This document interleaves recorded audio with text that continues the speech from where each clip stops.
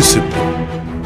La semaine du 27 octobre au 1er novembre 2025 aura été particulièrement riche en activités pour le ministre d'État, ministre du Plan et de la Coordination de l'aide au développement Guilène Yembo. Une séquence marquée par des actions fortes illustrant la détermination du gouvernement à promouvoir la transparence, la redevabilité et un développement durable au service du pays. Le ministre d'État a présidé la 135e réunion du comité exécutif de l'initiative pour la transparence dans les industries extractives. Objectif, renforcer la transparence dans la gestion des ressources naturelles et assurer la bonne mise en œuvre du processus ITIE en RDC.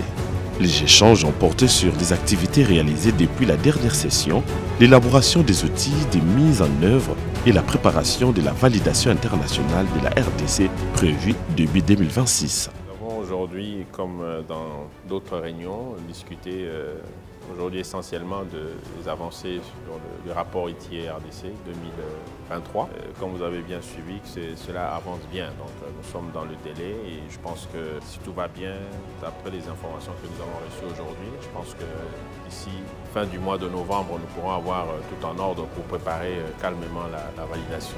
A rassuré Guilène Yembo, confirmant la détermination du gouvernement à maintenir la dynamique de transparence et de gouvernance responsable. Devant la Chambre haute du Parlement, Guilène Yembo a répondu à la question orale de la sénatrice Isabelle Kabambawa Umba portant sur l'état d'avancement du programme de développement local des 145 territoires.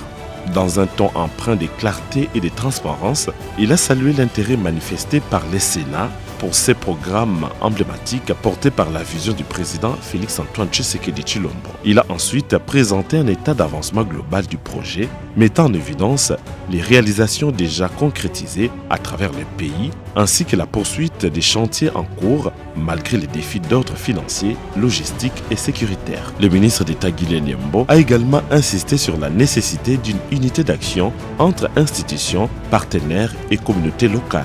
PDS 145T constitue un programme ambitieux pour garantir le développement de notre pays, agir positivement sur le niveau de vie de nos populations à la base et ainsi concrétiser la vision du président de la République, chef de l'État, axée sur la lutte contre la pauvreté et la réduction des inégalités sous toutes leurs formes.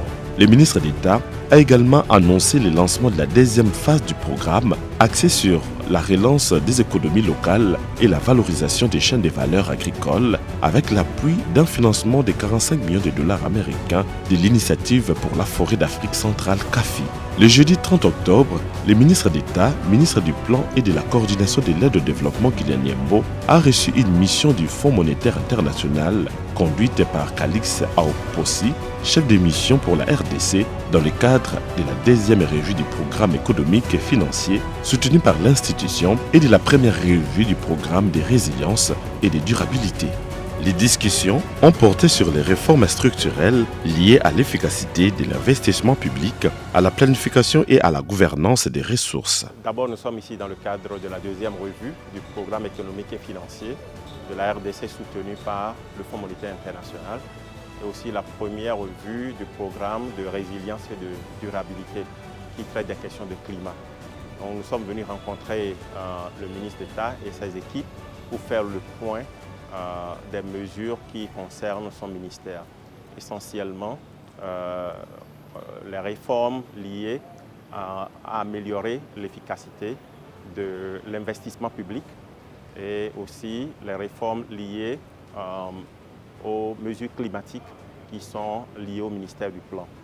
Donc, nous avons fait le point sur les deux programmes et je peux dire que sur le programme de climat, par exemple, les mesures ne sont pas encore dues maintenant, mais nous avons constaté simplement que la mise en œuvre est conforme au calendrier qui avait été prévu. Donc, ces mesures devraient être réalisées à temps pour les prochaines revues. Dans la même journée, le ministre d'État a pris part à la cérémonie commémorative du 80e anniversaire de l'Organisation des Nations Unies, aux côtés des représentants du système des Nations Unies et du corps diplomatique.